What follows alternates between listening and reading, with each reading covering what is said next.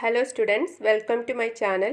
ഇന്നത്തെ video M Com first സെമസ്റ്ററിലും B Com fifth സെമസ്റ്ററിലും പഠിക്കാനുള്ള മാനേജ്മെൻറ്റ് അക്കൗണ്ടിംഗ് പേപ്പറിലെ marginal costing and its applications എന്ന ചാപ്റ്ററിൻ്റെ കണ്ടിന്യൂഷനാണ്.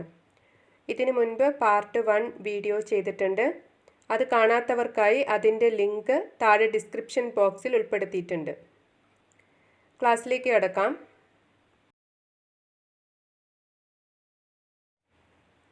Break-even analysis. Break-even analysis is the most widely used technique of cost-volume profit analysis. It indicates the level of sales at which total costs are equal to total revenues. Break-even analysis ഏത് level of സെയിൽസിലാണ് total കോസ്റ്റും total റവന്യൂസും equal ആകുന്നത് അതാണ് indicate ചെയ്യുന്നത്. അതായത് total റവന്യൂയും total കോസ്റ്റും equal ആകുന്ന sales point. The term break-even analysis is concerned with finding out break-even point.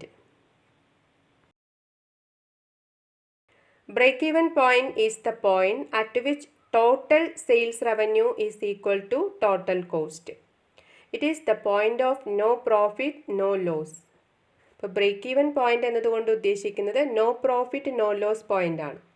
അവിടെ total കോസ്റ്റും ടോട്ടൽ സെയിൽസ് റവന്യൂവും ഈക്വൽ ആയിരിക്കും. Break even analysis may be expressed in graph or in a statement form. Break even analysis ഗ്രാഫിക്കലായിട്ടോ അല്ലെങ്കിൽ statement രൂപത്തിലോ present ചെയ്യാവുന്നതാണ്.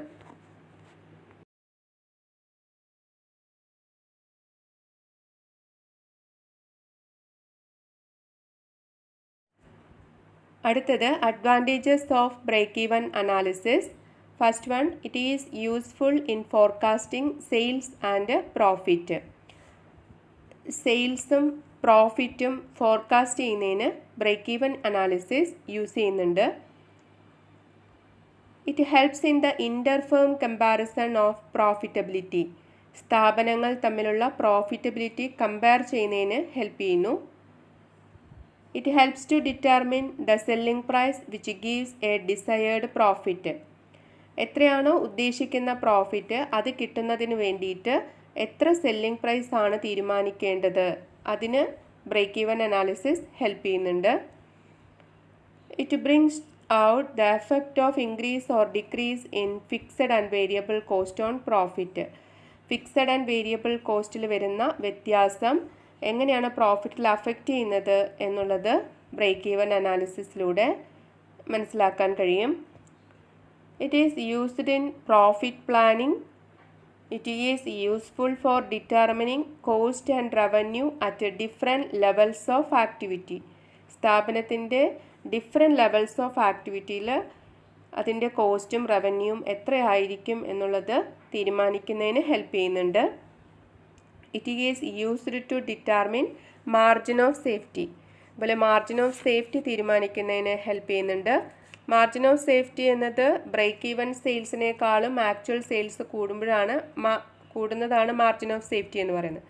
Margin of safety എന്ന് പറഞ്ഞാൽ it is the excess of actual sales over the BEP sales. Limitations.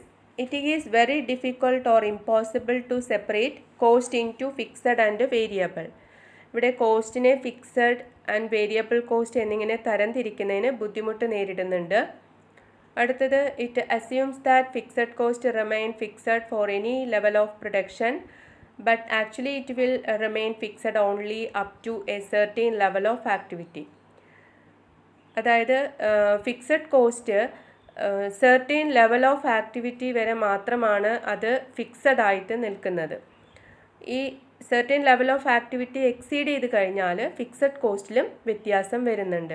പക്ഷേ ഇവിടെ എപ്പോഴും fixed cost fixed ആയിട്ട് തന്നെ നിൽക്കുന്നു എന്നുള്ള അസംഷനിലാണ് എടുക്കുന്നത്. അടുത്തത്, it has limited application in the long range planning.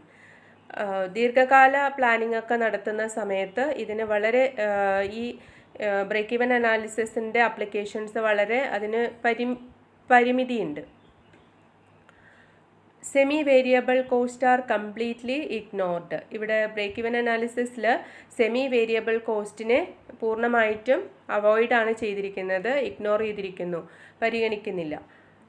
It assumes that variable cost vary in direct proportion to volume of production, but the variable cost need not necessarily vary in direct proportion of output.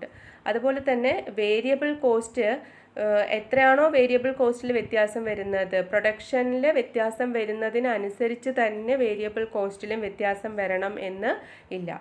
അതായത് production എത്ര കൂട്ടുന്നോ അതിനനുസരിച്ച് തന്നെ variable കോസ്റ്റിലും അതേ direct പ്രൊപ്പോർഷനിൽ തന്നെ വ്യത്യാസം വരണം എന്നുള്ളതിന് യാതൊരു ഉറപ്പുമില്ല.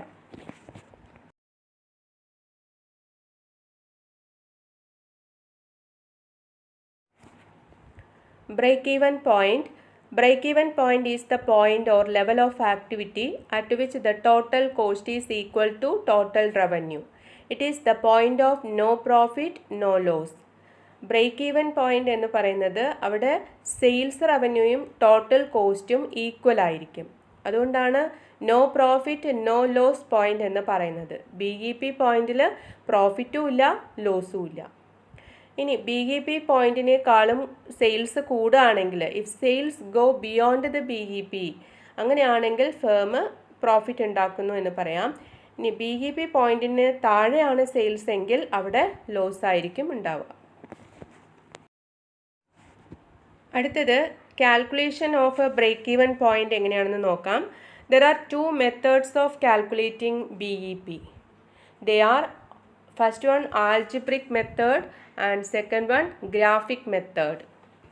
രണ്ട് രീതിയിലാണ് ബ്രേക്ക് ഈവൻ പോയിന്റ് കാൽക്കുലേറ്റ് ചെയ്യുന്നത്, ആൽജിബ്രിക് മെത്തേഡും ഗ്രാഫിക് മെത്തേഡും. Algebraic method.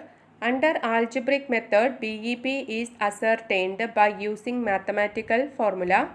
The BEP can be computed in terms of units or in terms of rupee value. Algebraic മെത്തേഡിൽ മാത്തമാറ്റിക്കൽ ഫോർമുലാസ് യൂസ് ചെയ്തിട്ടാണ് BEP കാൽക്കുലേറ്റ് ചെയ്യുന്നത്. ഇവിടെ BEP യൂണിറ്റ്സിലും അതുപോലെ തന്നെ റുപ്പി വാല്യൂവിലും കാൽക്കുലേറ്റ് ചെയ്യുന്നുണ്ട്. BEP ഇൻ യൂണിറ്റ്സ് കാൽക്കുലേറ്റ് ചെയ്യുന്നതിന് യൂസ് ചെയ്യുന്ന ഫോർമുലയാണ് fixed expenses divided by contribution per unit or F/CPU. BEP in rupees calculate ചെയ്യുന്നതിന്, അതായത് BEP sales in rupees calculate ചെയ്യുന്നതിനുള്ള formula fixed expense into sales divided by contribution or F/S divided by C. ഇതിൻ്റെ problems അടുത്ത ക്ലാസ്സിൽ discuss ചെയ്യാം. Thank you.